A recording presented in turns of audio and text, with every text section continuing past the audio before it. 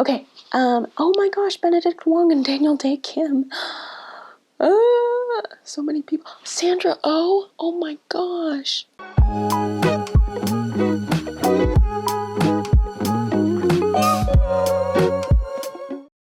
Hi everyone, welcome to my channel, Flytte Kartina, where I talk about movies, I do movie reviews, I do trailer thoughts, I do a lot of other movie analysis videos, and consider subscribing if you haven't been already. I'm trying to reach 800 subscribers by the end of 2021. So today we're going to be talking about Raya and the Last Dragon, which was directed by Don Hall and Carlos Lopez Estrada, and it stars Kelly Marie Tran, Awkwafina, and a lot of other people. So when I first heard about this movie, I did really like the concept. I thought that this was going to be a great addition to the Disney franchise, the Disney world, and I didn't really know how they were going to do that, so I just had my options open. I have seen exactly one trailer from this movie, and that was the only thing that I knew about it, and then I knew it was about Raya and her journey or something like that, but I didn't really know exactly what it was that she was looking for. And then I found out through social media and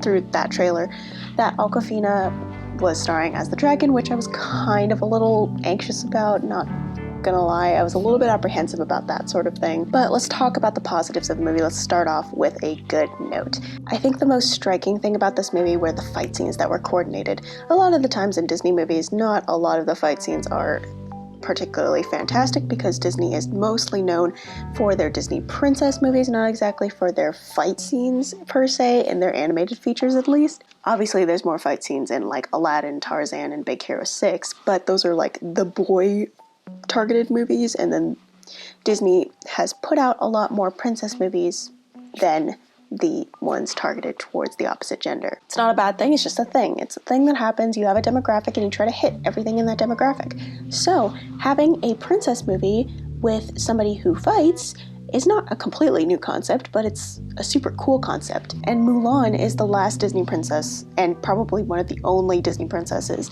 who has had trained fighting skills. She's been trained as a fighter, she knows how to fight and all that kind of thing.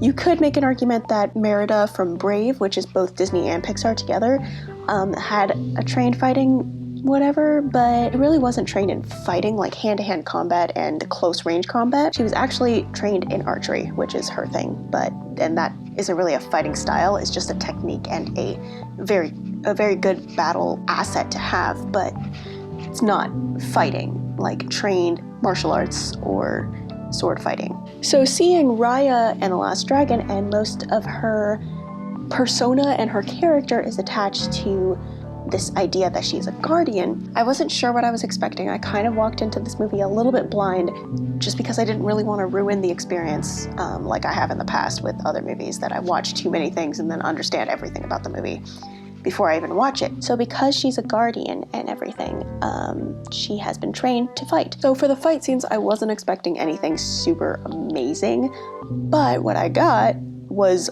filmmaking. A lot of terms from live action filmmaking does carry over into animated terms of filmmaking. You don't think about it all the time, but it does exist. Camera work in animation actually exists, especially when you have a three-dimensional character. With two-dimensional characters, you have camera angles, but you don't have very much versatility because you have to redraw the entire scene. With a 3D animated setting, character, and everything, you have all of this world that you built, and so you can pick what camera angle you want to show this character or this landscape in. And so for the fight scenes, camera work is very, very important when it comes to fight scenes, because it really tells a story alongside of the fight itself. It's showing you what is happening during the fight, and maybe what a character is thinking, what the character is aiming for. Maybe it's a sweep of the leg, maybe they're trying to aim for their shoulder because they know they have a weak shoulder. Different things like that, and then you see things from the perspective of the character. And so that, and Raya and the Last Dragon did all of this in the movie itself. I saw a lot of homages to other Disney movies that pre-exist, but they take those ideas, those concepts and everything, and they translate them into what they want and what they created, what the world that they built with Raya and the Last Dragon. I do think that the fight scenes in this movie really made the movie stand out in my mind from any other Disney movie that I've seen before. This isn't your typical Disney princess movie. This is a Disney princess movie, kind of a more modern Disney princess movie where it's not the same story of like prince finds a princess, but it's more like a princess finding herself or discovering herself. That's just kind of how the world is right now, and that's what Disney is targeting for. Fight scenes were absolutely gorgeous to watch. I think that was one of the things that I just would love to watch over and over and over again. I would probably rewatch those fight scenes again and again and again just to learn about all the different things and to see every little shot, every frame, and understand what it is that I was watching and instead of just reacting, you know? Another positive aspect that a lot of critics have really driven home is that it is an entire cast of East Asian characters. I think that they did that very well. They showed different cultures of different East Asian countries and provinces and different, if I could say states, or like just different facets of the East Asian population, which is a very big population. By showing that, and then also they have this one scene that's kind of like the Black Panther scene where all of the different tribes come together to watch the king do his thing, like claim the throne, you know? But they have one of those scenes in Raya and the Last Dragon where one of the chiefs welcomes everybody to his land and he invites all of them in, so they have this sort of face-off where all of the different tribes and peoples, different groups of peoples are separated, and you can see the difference between all of them by costume design or hairstyle or just differences in stature and how they hold themselves. A lot of people have also been comparing this to Avatar and the Last Airbender. I think that is kind of a true comparison, and I don't want to compare this movie to those other ones, to Black Panther and Avatar the Last Airbender, but it's just things that I've noticed and similarities, but in Raya and the Last Dragon, they made it their own. So speaking of the characters, let's talk about the cast, and specifically the two leads, which are played by Kelly Marie Tran and Awkwafina. So Kelly Marie Tran plays Raya, and she really does a fantastic job of bringing the heart of the character into the world that they've created. If you don't know Kelly Marie Tran, then you probably don't like the new Star Wars, because her performance in those movies I didn't really pay much attention to because that wasn't the focal point of the movies. But I really did like her performance in this movie specifically because of just the heart, like I said, the heart that she brings to the movie and to the character of Raya. This could have easily been a character that was super serious and hardened by battle and betrayal and all of those different angsty, like, superhero origin story things that happen, but she really brought a lot of heartfelt emotion to Raya. And so what happens at the beginning of the movie, basically the end of the first act, is that Raya finds the Last Dragon. It's kind of early on in the movie that she finds Awkwafina, and so it was a little bit interesting and not surprising, but just different. Awkwafina plays Sisu the dragon, and I was kind of nervous about watching her and seeing her do this.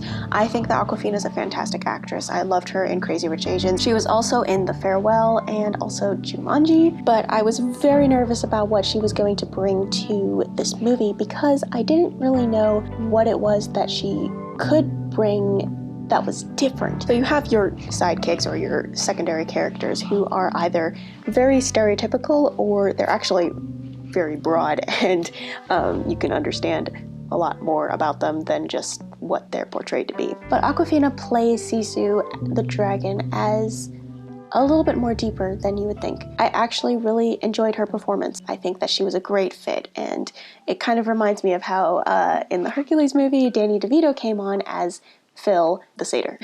I love that character. That movie is one of my favorite Disney movies, and so that's kind of what reminded me of what Awkwafina brought to the table of this movie. It just reminded me a lot of Danny DeVito in Hercules. It's pretty cool. Okay, but I do have to talk about James Newton Howard and his amazing score. I think that this is one of the most iconic and memorable scores that Disney has produced in the last couple of years. The thing is that this movie is not a musical. It's not your typical Disney princess movie where you have singing and everything. There's a couple of moments in the beginning where I was like, okay, is she going to sing? Like, is this going to actually do a Disney princess thing, but they didn't, because they didn't need it. They didn't need lyrics and music and those kinds of musicality to further the story, because the plot was already super compelling. And the direction that they went with the characters was a little bit different than your normal Disney princess movie. But the score from James Newton Howard is so good. I was listening to it right before I filmed this review. It's really, really good. I've talked a lot about some positive aspects of this movie. Let's move on to some of the negative parts of this movie, because that is a thing. So this movie is great. I really enjoy it, but there's a couple of different things that I might have some issues with just in general. One of the things is the plot. The plot is pretty basic if you're expecting a very complex plot. This isn't what you're gonna get. It's a Disney movie, it's meant for kids, so it's not really targeting a very adult topics that happen in other movies. But the plot is very basic. You feel like you're going through a video game, like, okay, get the next thing. We're gonna do this little task. We might get sidetracked by a mini quest, but this is the main thing and we're gonna keep going and do that. And some of the points where they're doing their basic exposition, it kind of slows down the plot and the momentum of which things were going previously, so they have to stop and like explain things to Sisu or explain things to another character before moving on. There wasn't a lot of motivation for the evil Droon, which is like the energy orbs that just suck the life out of people and turn them to stone. There wasn't like anything for any motivation. They didn't have any like pattern. They didn't like, there was nothing slowing them down. I just didn't get why they didn't take over the world like 6 years sooner. I think one of the things that I would have liked to see a little bit more was Namaari and Raya's rivalry. We see a little bit of it during the fight scenes when they're talking while fighting at the same time. I couldn't really believe a lot of their rivalry and think of it as realistic. I think what would have helped was demonstrating the relationship between Raya and her dad, emphasizing and giving more attention to Raya's relationship with her dad. The only thing that shows that they're close is that he has a pet name for her, and you know, she just admires him, and then that one scene in the beginning. I think that would have really set the tone and the mood for everything else, and just fixing or just paying more attention to that one little thing might have just solved everything else for the rest of the movie. Other than that, I don't really have a lot of issues with it. I really like this Disney movie. I think this is a really good movie to watch with other people and just spend time together as a family or friend group or whatever. It's a very good group movie to watch because you don't have to really think a lot about this movie, but you can watch it as a leisurely, enjoyable activity and eat, which is what I was doing. I was eating food and eating dinner while watching this movie with a couple of my friends. Those are my thoughts on Raya and the Last Dragon. What are your thoughts? Let me know in the comments down below. If you like what I said in this video, give it a like so that we can beat the YouTube algorithm. I just watched The Social Network and I was like, we need to actually choose our own videos and what content we want to watch. So if you like this video, it'll help defeat the YouTube algorithm. If you really, really hate the YouTube algorithm, you should subscribe to my channel because that actually helps me a lot and I get to meet new people. If you're completely new and this is your first video, go ahead and comment down below, say hi, I'll say hi back. Lastly, hit the bell notification icon so that you're one of the first people to know when I upload a new video. As always, thank you guys so much for watching. Have a great random Thursday and I will see you on the other side of the screen.